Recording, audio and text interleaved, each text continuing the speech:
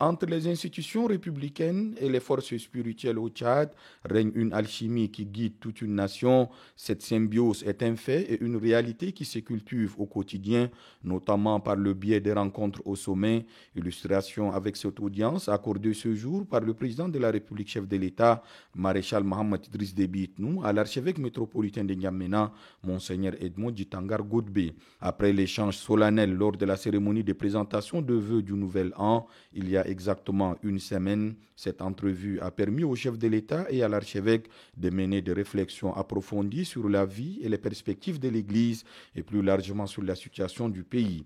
Impossible d'éluder l'attaque lâche et barbare contre la première institution de la République mercredi dernier.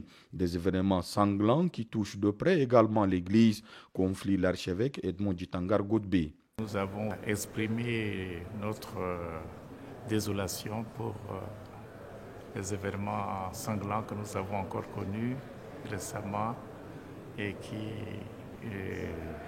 nous touchent de près parce que nous sommes quand même un pays qui aspire à la paix et quand il y a du sang qui coule, pour nous les religieux c'est très important de réagir.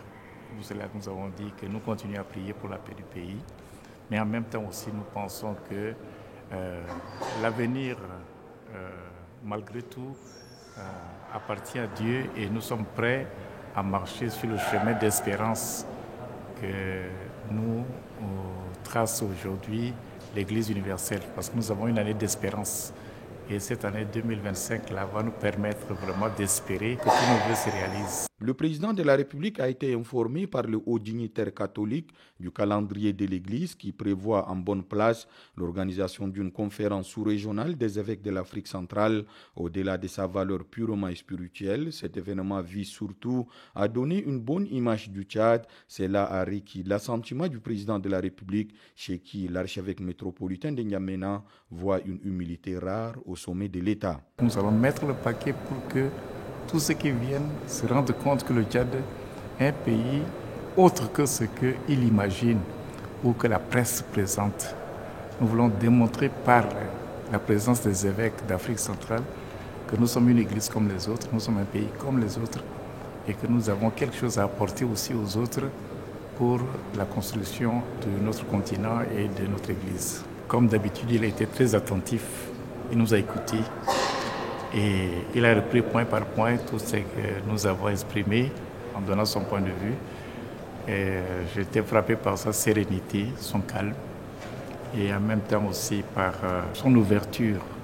C'est les attentes qu'il a des religieux que nous sommes parce que je ne sais pas combien de phrases il a faites sans faire allusion à Dieu. C'est Dieu qui a l'avenir, c'est Dieu qui est le juge, c'est Dieu qui donne la paix. Ça, c'est vraiment des paroles qui sortent tout le temps dans ces entretiens.